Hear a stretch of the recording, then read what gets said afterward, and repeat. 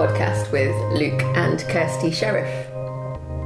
In this series, we're going to walk you through organic skincare and organic spa with the green spa professionals. That's us. The show is going to include interviews with key players in both the organic cosmetic market and spa market, discussions on all aspects of the organic skincare industry, certification, ingredients, how this is applied and actually worked in spas, the pitfalls of this, and the future of organic in spa, alongside reviews and feedback on all the eco spas that we visit, and a larger look at how to affect your broader health and well-being and exactly what organic can do for your skin, mind, body, and the planet. That's right. So we thought the obvious thing to do would be to introduce Kirstie and I and talk a little bit about our backgrounds and why we consider ourselves to know so much about this topic. Kirstie and I met back in 1998. Terrifyingly. At Oxford University, doing very different things. Kirstie was studying history, specialising in maritime Southeast Asia, and I was busy doing a degree in human sciences, which is the study of humans and how they interact with their environment. From that, we realised we had a lot in common. I ended up being lucky enough to go off to London and play professional rugby for a living with Harlequins for 7 years, and then up to play with Nottingham, during which time Kirstie had taken her passion of beauty and set up the fantastic Pinks Academy training schools, which are renowned for training therapists in fast-track nails, beauty and holistic training. We also, obviously due to Kirstie's interest in maritime Southeast Asia, found ourselves travelling across the world as often as we could to places like Vietnam, Cambodia, Thailand, Laos, Malaysia, and actually ended up getting married in Thailand, which was a fantastic experience. If you let us near an airport, we only tend to go east. That's absolutely right, but it was a fantastic place to learn about spa, about treatments, about how to look after an individual and look after yourselves. So we put all of that information back into the Pinks Academy training. So as a pro rugby player, often the coaches would come in and change the way we looked at things, and one year a guy called Phil Richards came and decided we should have a look more closely at our diet. And one of the things particularly was the quality of the ingredients, the quality of the food, and we started to look closely at organic ingredients and how they impacted our performance. It impacted my life quite a lot. I ended up in a house where we were I wasn't, but you were eating organic steak and broccoli at 7 o'clock in the morning while I was trying to brush my teeth. That's my memory of it. That is exactly what happened. However, there was some incredibly useful upsides, and Kirstie and a lot of the other wives and girlfriends noticed, because they ended up eating in a similar fashion, that their skins improved and that they felt better and looked better, which led Kirstie to go back to Pinks Academy, where she was doing training 2,000 people a year, and think a little bit more closely about what we should be using in our skincare. Yeah. Our two beauty academies were based in the Midlands, in Derby and Tamworth, and as Luke said, really quickly had become incredibly popular. And as a tutor, you have a really interesting power over students. And one of the things I was noticing was that whatever I touched and used, they wanted. If I had a bowl or a tray or a spoon, they wanted it. And it is quite an interesting power to wield. And when Luke and his rugby team went through the organic world, and hence so did I suddenly had this realisation that in the UK as a beauty therapist, you never train in formulation. No, you never learn to fully break down a cream. So you end up in a scenario where you use big spa brands and the rep comes and they teach you the top 3-4 key active ingredients, the exciting bits, and no one ever tells you what the base of the product is. And to be honest, despite having come from an academic background, neither of us had ever really looked at it or considered it particularly either. It's interesting. I wonder how many of you have actually turned over a bottle and read through the ingredients list. Yeah, you look at the front, you look at the exciting 2-3 things that is screamed about on TV, screamed about in the pages of Marie Claire. There are minimum about 60 ingredients in every cosmetic I've pretty much ever picked up. And I suddenly had this realisation of I had no idea what they were, which is bad enough if you're just someone at home using a beauty product. But I was touting myself as a professional tutor. I was in charge of 8 new people a day, passing minimum 2,000 people through our doors. And they were heading off in the same direction with the knowledge that I had. And you're a control freak. Yeah, and that.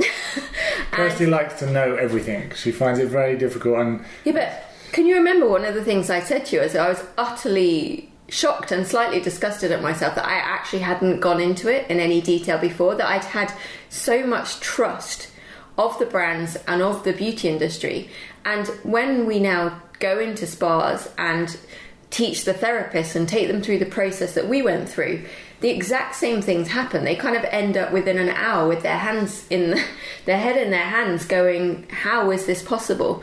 And the same when we get to the end users, like particularly as a British person, we as a nation are relatively trusting, and we are surrounded by mass global giants in the beauty industry. Your Unilever, P&G, Estee Lauder, L'Oreal, and all the brands that come out of them, we have really, really strong trust in what they are telling us. Well, we have a long history of bureaucracy, and I think people in lots of ways trust what goes on around them and don't often enough question it, in my opinion. And the current Brexit, hard not to mention it, is, I think, a rebellion against that, because people have started to realise that these influences and powers come from elsewhere. And the reason I mention it specifically is because in the last couple of years, European regulation has impacted our business, as big players and lobbyists from some of those brands that we can't mention have tried to affect the ways in which people list ingredients to help them potentially greenwash, something we'll talk about later, and make it even more difficult for consumers to find exactly what's in their bottle. And so what happened is we suddenly started to go back to the books. We researched, we found medical studies in both directions on most of the ingredients we were dealing with, and got to a fairly startling point where fundamentally and in truth the beauty industry literally collapsed around me. I love brands, I love boxes, I love bottles, and I love beauty. I'm 3rd generation beauty. My grandparents, my parents were all hair and beauty wholesalers. I've lived it from being put in a wholesaler cash and carry at 1 year old, and I suddenly felt like I'd been utterly cheated, and that what was in bottles and what I'd been promised were problematic in 2 ways. One, that suddenly I realised that actually a lot of these ingredients had real health issues and risks alongside them. And then as a beauty lover, probably the more disappointing one for me in a way was the fact that not all of them are there because they work. Yeah, and that's what I'm handing my cash over for. I'm handing it over because I have a skin concern, I have spots, or I have wrinkles, or I've got skin pigmentation and I want it to disappear. And suddenly the realisation that when you go through what an INCI list, which is the legal ingredient list on any bottle, when you go through that list, suddenly you start to see that a lot of them are not there for the skin. They are there for multiple other reasons, be it cheaply filling up the bottle, making it bigger, making profits bigger for a manufacturer, adding in colour so they stand out against the next one they're sitting next to. Synthetic fragrance to attract you to a product, not necessarily as in our products where there's aromatherapy oils actually having a benefit. Yeah, and there's this whole host of ingredients in these bottles that genuinely, as a professional facialist, were then not in the bottle for my skin. And that's when the revolution started for us, essentially.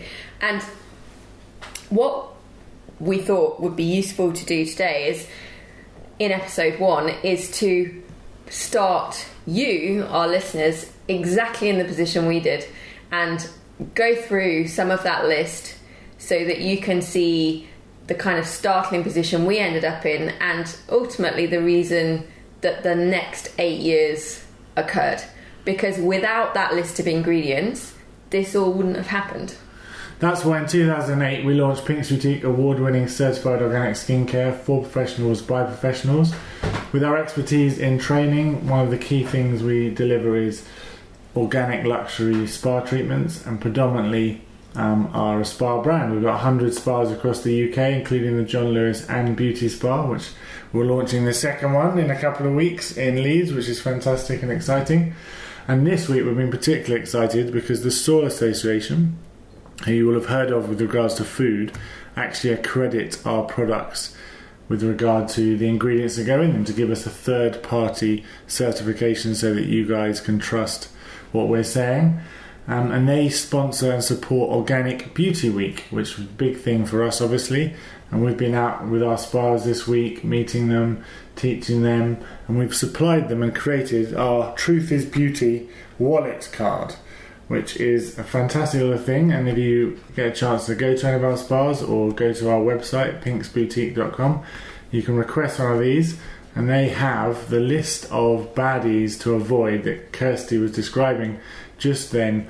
Was the point where she realised that we needed to learn a little bit more, well, a lot more, about what makes a good, clean, genuine, organic, natural product. So, when we realised that, the ultimate outcome is we ended up having to make one because there wasn't anything in the professional spa industry. And the first ingredient we became faced with on every single bottle we opened, one was aqua, and then it's always followed by paraffinium liquidum. So it is in probably every cream you will have in your bathroom, body cream, cleanser. Creams are a mixture of oil and water together, and paraffinium liquid is the cheapest option to mix with that water. It's a byproduct of the petroleum industry. They virtually hand it to the beauty industry. It's classed as a toxin. There's rules of how they dispose it. They're not allowed to pump it in straight into the sea, so the beauty world gets it, and we use it to make our cream. The worst case scenario, there are studies suggesting that anything petroleum-based, petroleum derivative, could have carcinogenic properties. Best case scenario is that it's fundamentally an inert substance.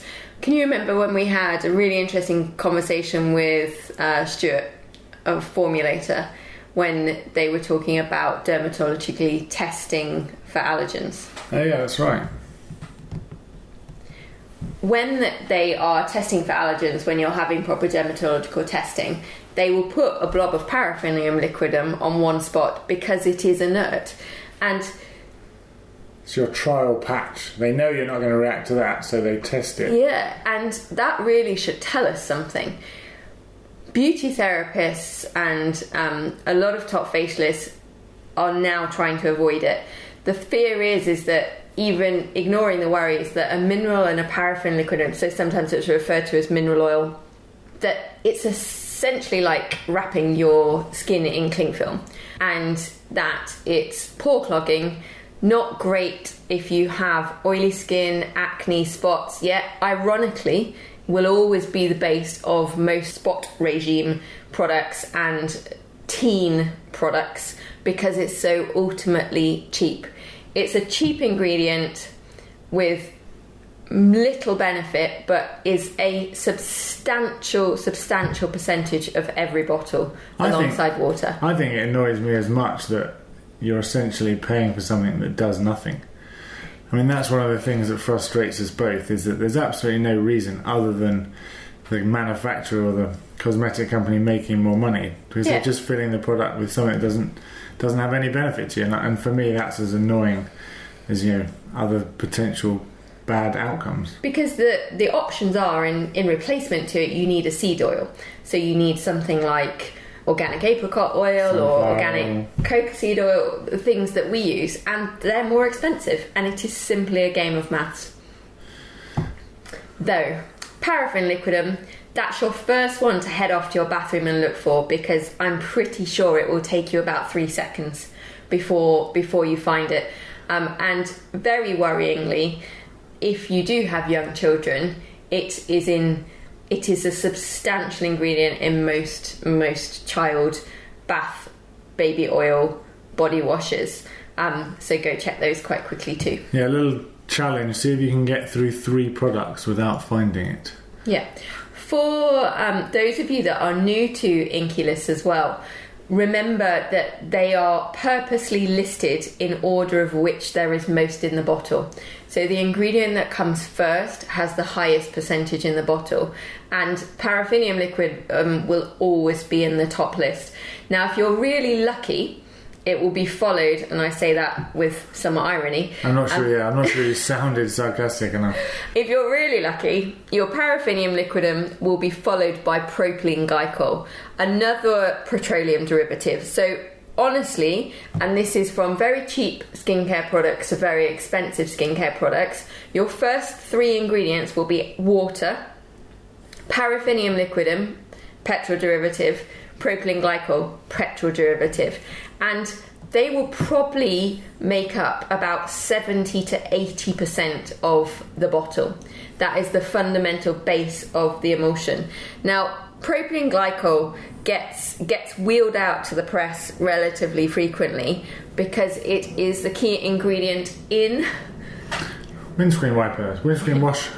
Not actually in the windscreen wiper, in our windscreen antifreeze.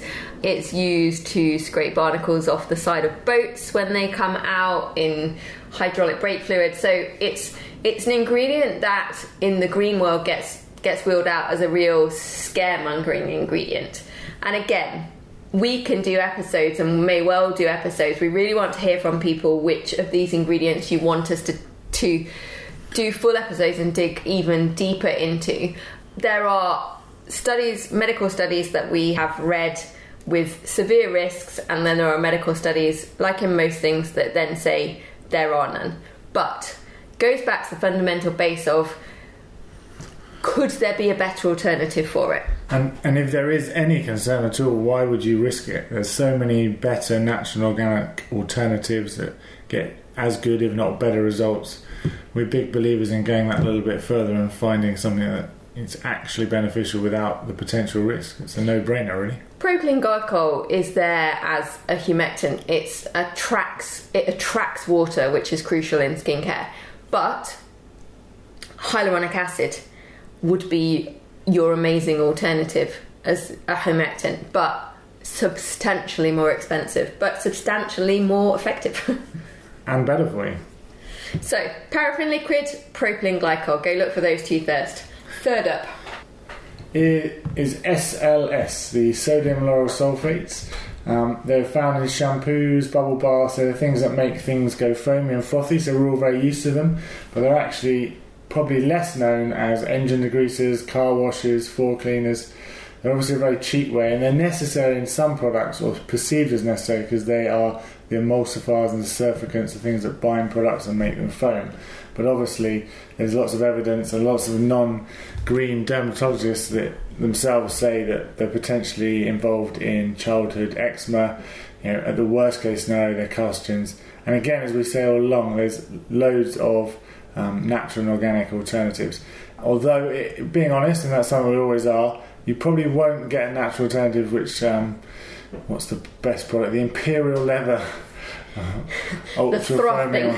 I mean, that is hard to do naturally, but it's not necessary. It's just something that we've become used to. Yeah, this is the question. Like, we all grew up sitting in giant frothing bubble baths, and to be fair to our parents, they didn't know any better.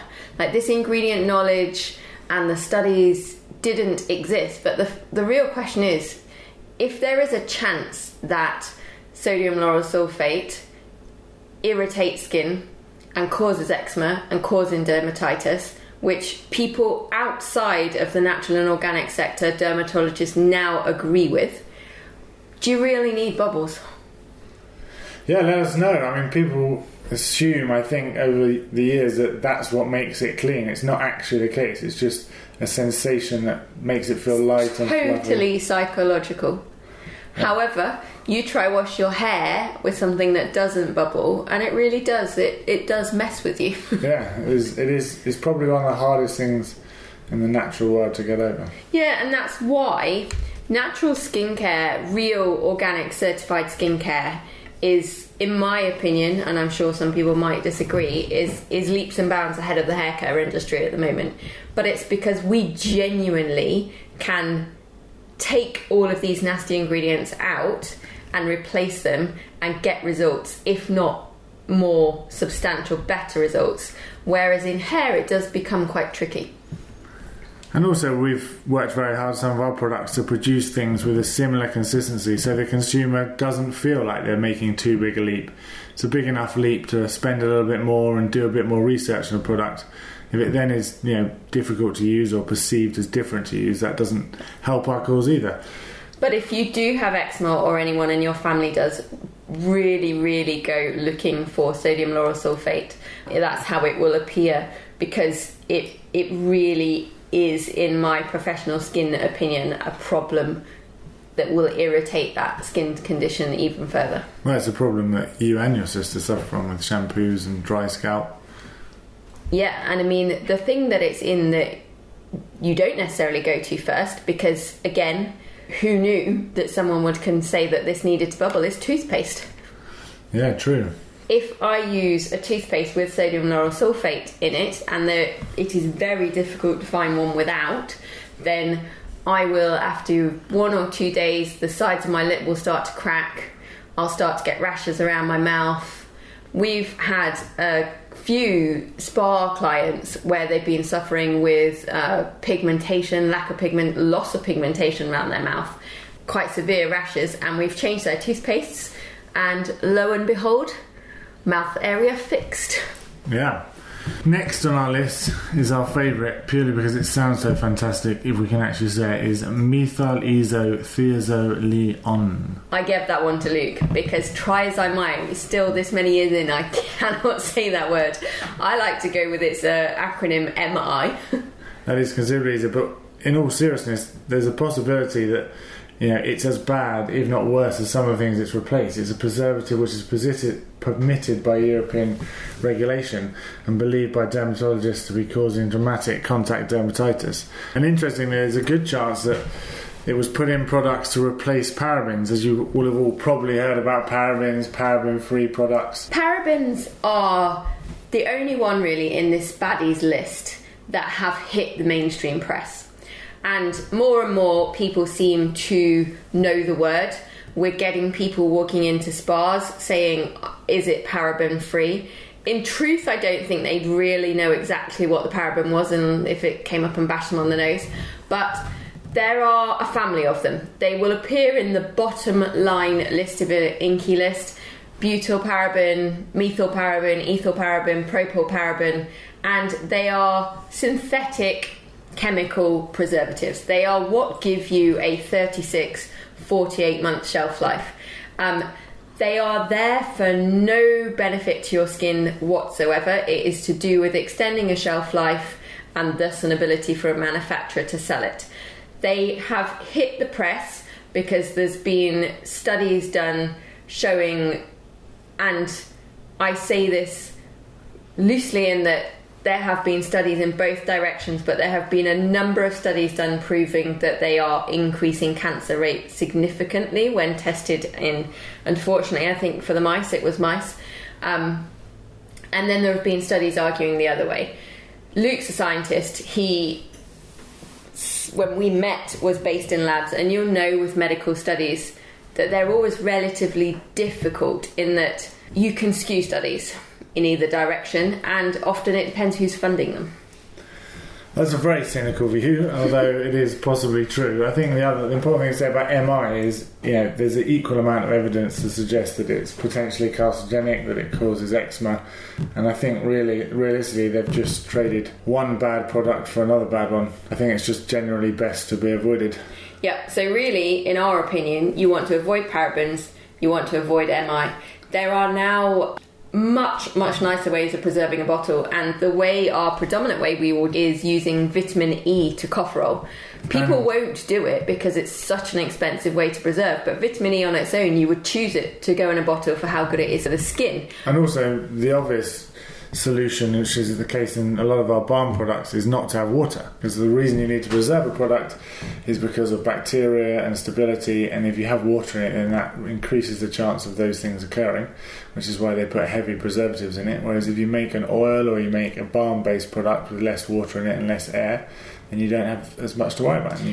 And therein is the irony of skincare. They fill it up with 70 to 80% just pure aqua and paraffinium liquid, and then go, oh, we've got a lot of water. Now we've got a lot that needs preserving, and you get a load of preservatives too. Absolutely.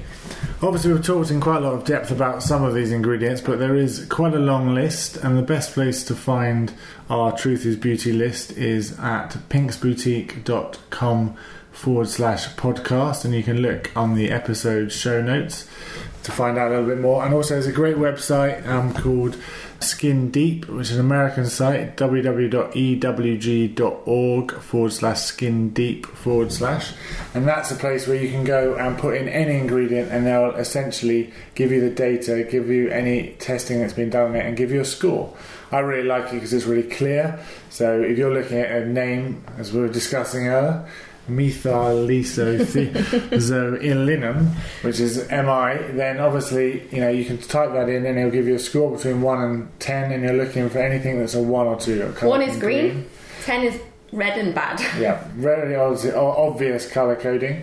I think it's a great place to go and find extra stuff. Obviously our list is a guarantee that we don't have those in it, and the Skin Deep website has got, I think, 64,000 ingredients. So. Yeah, they are currently the biggest global ingredient website. Luke and I tonight have dealt with, I would say, the majors that we want you to go and check. They were the first book ones that I came to and realised how problematic the bottles that we were using were. These are the things we want you first to go and look in your bathrooms for. Paraffinium liquidum, propylene glycol, sodium lauryl sulfate, parabens, and their friend MI. They are the top layer of a much bigger list, but they will be a bulk of your product, and unfortunately I guarantee you that you will find most of those in most of the bottles. And the best thing to do is go and start to have a look. Do not beat yourself up about this.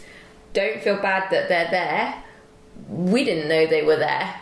I was teaching people how to do facials and skincare and didn't know they were there. This is about learning and growing knowledge and starting to be informed to make your own choices. We'd love you to follow us on other media, at Twitter at Pinks Boutique, on Instagram at Pinks Boutique 1, and Facebook at Pinks Boutique. Yeah, we hope you've enjoyed the show. As ever, we'd love to hear from you, feedback, ideas of what else we could do with the show, things that you'd like to know. We really look forward to your input and to the next instalment.